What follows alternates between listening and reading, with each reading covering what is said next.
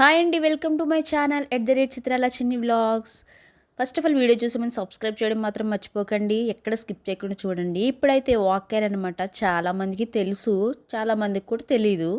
వాక్కాయలతో నేనైతే కర్రీ చేస్తున్నాను. పప్పు వాక్కాయ అయితే చేస్తున్నాను అనమాట. మామిడికాయ పప్పు ఎలా వండుకుంటామో సేమ్ వాక్కాయ పప్పు కూడా అలానే వండుకుంటాం అనమాట. కానీ ఈ కాయలో వచ్చేసి లోపల పప్పులు ఉంటాయన్నమాట, చిన్న చిన్నవి. వాటిని అయితే తీసేసుకోవాలి, ఎందుకంటే అది వగరుగా ఉంటుంది. ఇదిగోండి, ఈ విధంగా అయితే తీసేసుకోవాలి. మీకు ఇంకా దగ్గర నుంచి చూపిస్తాను ఇది ఎలా తీసుకోవాలి అనేది. వీటిని అయితే శుభ్రంగా కడిగేసుకుని తర్వాత ఇలా పప్పు తీసేసుకోవాలి. వాటిని చిన్న చిన్న ముక్కలుగా అయితే కోసుకోవాలి. ఇది చాలా పుల్లగా అయితే ఉంటుంది. వీటికి వచ్చేసి ఇప్పుడు సీజన్ అనమాట, ఈ టైంలోనే దొరుకుతుంది. మళ్ళీ ఇయర్లీ వన్ టైం మాత్రమే దొరుకుతుంది అనమాట. చాలా పుల్లగా ఉంటుంది. ఉప్పు కారం పెట్టుకుని తింటే ఎంత బాగుంటుందో. మామిడికాయలో మనం ఏ విధంగా పెట్టుకుని తింటామో సేమ్ దాన్ని ఇష్టపడిన వాళ్ళు కూడా దీన్ని ఒకసారి టేస్ట్ చేస్తే తింటారు తప్పకుండా. ఇది కూడా హెల్త్కి చాలా మంచిది కూడా. నేనైతే కోసి కోయడమే ఒక చిన్న పీస్ అయితే కనుక ఉప్పు పెట్టుకుని తినేసాను, నాకు అంత ఇష్టం. చూడండి, కాయ వచ్చేసి కలర్లు ఉంటుంది, వైట్ అండ్ పింక్ ఉంటుంది, ఇంకా గ్రీన్ కలర్ కూడా ఉంటాయి. 2 కలర్స్ అయితే ఉంటాయి. ఈ విధంగా రెండుగా కోస్తే లోపల అయితే పప్పులు ఉంటాయి. ఒక్కటి కాదండి, చిన్న చిన్నగా ఆ విధంగా ఒక 5-6 అలా ఉంటాయి అనమాట. వాటన్నిటిని కూడా తీసేసుకోవాలి. వీటిలోంచి లైట్గా పాల్లాగా కూడా వస్తుంది అనమాట కోసిన వెంటనే ఈ కాయ. ఇంకా ఈ కోసిన తర్వాత అది కూడా కొంచెం జిడ్డు జిడ్డుగా అనిపిస్తుంది. చేయకూడని ఏమీ కాదు, మంచిగా కడుక్కుంటే వదిలిపోతుంది. అంటే జీడి టైప్లో ఉంటుంది అనమాట. ఇలా చిన్న చిన్నగా అయితే కోసేసుకున్నాను. పప్పులు తీసేసుకుని చూడండి, కలర్ కూడా చాలా బాగుంటుంది. పింక్ అండ్ రెడ్ షేడ్లోని వైట్, మళ్ళీ అది కొంచెం ప్యూర్ వైట్ కూడా కాకుండా అలా ఉంటుంది అనమాట. చాలా బాగుంటుంది చూడడానికి కూడా. కాయ వచ్చేసి వీటిని మేమైతే వాక్కాయలని పిలుస్తాము. మరి మీ ఏరియాలో ఏమంటారో నాకైతే తెలియదు. ఏమంటారో తప్పకుండా కామెంట్ చేయండి. ఈ కాయని వీటిని పప్పులోనే కాదు, చికెన్లో వేసుకుంటారు, ఫిష్ కర్రీలో కూడా వేసుకుంటారు. మామిడికి ఏ విధంగా వేసుకుంటామో అదే విధంగా దీన్ని పచ్చడి కూడా చేస్తారు. పచ్చడి కూడా బాగుంటుంది. చూడండి, ఇలా అయితే కనుక మొత్తం అన్ని పీసెస్లా అయితే చేసేసాను చిన్న చిన్నగా.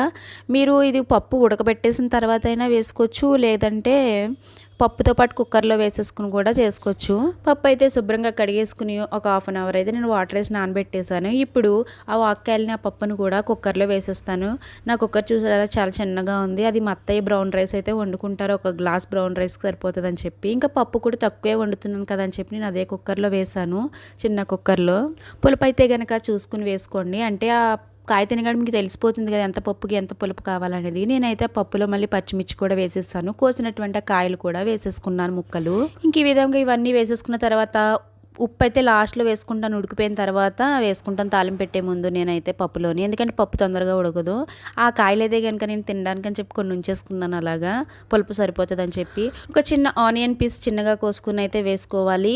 తర్వాత కారం వేసుకుని పచ్చిమిర్చి కూడా పప్పులోనే వేసేసుకుని ఇంకా పసుపు కూడా వేసుకుని నేనైతే సరిపడా వాటర్, అంటే ఆ పప్పు మునిగే వరకు వాటర్ వేసి 5 విజిల్స్ వేయించాలి. ఎందుకనంటే ఇవి పుల్లగా ఉంటాయి కాబట్టి పప్పు తొందరగా ఉడకదు, అందుకని 5 విజిల్స్ వేసుకోవాలి. దానికి సరిపడా వాటర్ వేసుకోవాలి. ఫ్లేమ్ అయితే మీడియం ఫ్లేమ్లో పెట్టుకోండి.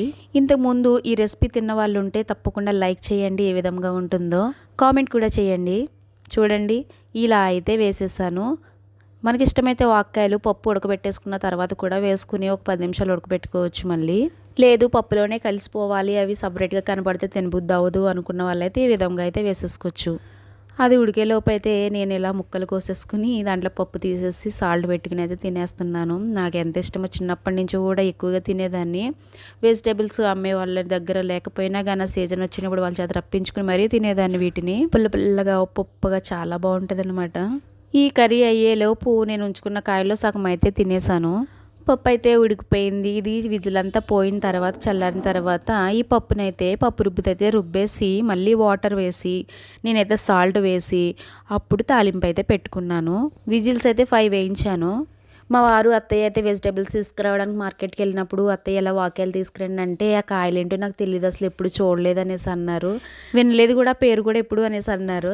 అయితే సరే అనేసి ఇంకా దొరకవలే, ఇక్కడ దొరకవేమో ఎవరికి తెలియదు అంటున్నారు కదా అనుకున్నాను. ఆ రోజే ఈవినింగ్ మేము బయటకు అయితే వెళ్ళాం. మా వారు నేను బయటకు వెళ్ళేసరికి నాకు వెజిటేబుల్ షాప్ కనిపిస్తుంది. ఆ షాప్లోంచి ఉన్న కూరగాయలన్నీ గ్లాసులో నుంచి కనిపిస్తున్నాయి. ఈ కాయలు వచ్చేసరికి చాలా కలర్ఫుల్గా కనిపిస్తాయి కదా, పింక్ అండ్ వైట్లో చక్కగా కనిపిస్తున్నాయి అనమాట. వెంటనే గుర్తుపెట్టేశాను, ఇంక తీసుకుంటానండి చూడండి వాక్కాయలు అమ్ముతున్నారు ఇక్కడ అనేసి అంటే వద్దు వాక్కాయలు వద్దు ఏమొద్దు అనేసి ఆయన అయితే తీసుకెళ్ళిపోయారు నన్ను ఎదరికి. తీసుకెళ్ళిపోయిన తర్వాత మళ్ళీ నేను కొంచెం అలిగానని చెప్పి తీసుకున్నారు మళ్ళీ వాటిని. ఇవన్నీ అయితే 20 రూపీస్ నేను స్టార్టింగ్లో చూపించినవి మంచిగానే ఇచ్చారు. అలా అయితే వీటిని తీసుకొచ్చాను. ఇంటికి వచ్చిన తర్వాత మా అత్తయ్య అయితే ఇగో అత్తయ్య వాక్యాలంటే ఇవేనండి అంటే ఆ ఫ్రూట్ ఆ కాయను చూసి కూడా నాకు తెలియదు ఎప్పుడు చూడలేదు వినలేదు అనేసి అన్నారు. ఇంకెలా అయితే నేను హైదరాబాద్లో అయితే వాక్యాలు అయితే దొరికేసినాయి నాకు. ఇప్పుడైతే కనుక ఈ పప్పు ఉడికిపోయింది కదా మెత్తగా అయితే రుబ్బేసాను. దీంట్లో వచ్చేసి సరిపడా ఉప్పు ఇంకా వాటర్ కూడా వేసుకుని ఒక 10 మినిట్స్ ఉడకబెట్టుకుందాం. పప్పు మామిడికాయ ఎంత ఇష్టంగా తింటానో సేమ్ ఇదే కర్రీ కూడా అంతే ఇష్టంగా తింటాను అనమాట. నేను మార్నింగ్ అయితే కర్రీ చేసేసాను, ఎగ్స్ కర్రీ చేశాను. మళ్ళీ ఆఫ్టర్నూన్ వచ్చేసి కర్రీ చేశాను అనమాట. ఇంక ఇదైతే మార్నింగ్ అదే ఆఫ్టర్నూన్ తినేసాము. నైట్కి వచ్చేసి ఎగ్ కర్రీ తిన్నాము. నైట్ పప్పు తింటే కొంచెం గ్యాస్ ప్రాబ్లం వస్తుందని చెప్పి ఇప్పుడైతే వీటిని తాలింపు వేసేసుకుందాము. తాలింపుకి వెల్లుల్లిపాయ, దంచుకున్న వెల్లుల్లిపాయ, ఎండుమిర్చి, ఇంకా ఆవాలు, జీలకర్ర, కరివేపాకు ఇవన్నీ వేసుకుని అయితే తాలింపు పెట్టేసుకుందాం. వీటన్నిటిని కూడా నేను రెడీ చేసుకుని ప్లేట్లు అయితే పెట్టేసుకున్నాను. నేనైతే ఈ కాయలు చూపించాను కదా, మీకు కూడా ఎక్కడన్నా కనిపిస్తే కనుక ఒకసారి తీసుకుని ట్రై చేయండి, చాలా బాగుంటుంది. ఇంకా వాటిని అలా పప్పు తీసేసి ముక్కలుగా చేసుకుని సాల్ట్లో అయితే గనక ఉంచుకుని ఒక 3 డేస్ తర్వాత తిన్నా కూడా చాలా బాగుంటుంది. ఎందుకంటే సాల్ట్ అంతా పీల్చుకుంటుంది కదా, సేమ్ మామిడికాయ ముక్కలు తిన్నట్టే ఆ టేస్ట్ అయితే వస్తుంది మనకి. దీంట్లో సి విటమిన్ అయితే చాలా పుష్కలంగా ఉంటుంది. నేను ఇంకా తాలింపు స్టార్ట్ చేసేస్తాను. ఇందులో అయితే ఇంగువ వేస్తాను. పప్పు తాలింపులు ఎప్పుడైనా సరే పులిహోరలో కానీ ఇంగువ వేసుకుంటే చాలా టేస్ట్ వస్తుంది కదా, చాలామందికి తెలుసు. నేను కూడా ఇంగువ వేసి అయితే తాలింపు అయితే పెట్టాను. ఈ కర్రీ చేసిన రోజు పిల్లలు కూడా చాలా ఇష్టంగా తిన్నారండి. వద్దని కూడా అనలేదు వాళ్ళు. కారం అయితే తక్కువే వేసాను, పచ్చిమిర్చి వేసుకున్నాను. పప్పు గోంగూర, పప్పు మామిడికాయ, పప్పు వాక్కాయ ఇటువంటి కర్రీస్ అయితే నేను చాలా ఇష్టంగా తింటాను. ఇంకా చింత చిగురు పప్పు కూడా వండుకుంటారు, అది కూడా చాలామందికి తెలుసు అనమాట. మా సైడ్ అయితే బాగా వండుకుంటారు. తాలింపు కోసం ఆయిల్ అయితే వేసేసాను. నెయ్యి ఉంటే కొంచెం నెయ్యి కూడా వేసుకోవచ్చు, లేదంటే తినేటప్పుడు వేడివేడి అన్నంలో నెయ్యి వేసుకునైనా తినొచ్చు. హై ఫ్లేమ్లో ఉంటే తాలింపు మాడిపోతుందని చెప్పి నేను మీడియం ఫ్లేమ్లో పెట్టుకుని ఆయిల్ కాగిపోయిన తర్వాత ఈ తాలింపులన్నీ కూడా వేసేసుకుంటున్నాను. ఫస్ట్ నేను ఎప్పుడు కూడా దంచుకున్న వెల్లుల్లి మాత్రమే వేసుకుంటాను, ఎందుకంటే అది మంచిగా వేగాలని చెప్పి. తర్వాత పప్పులు ఏమైనా ఉంటే అవి వేసుకుని లాస్ట్లోకి వచ్చేసరికి ఆవాలు, జీలకర్ర, ఎండుమిర్చి, ఇంకా కరివేపాకు ఇవైతే వేసుకుంటాను.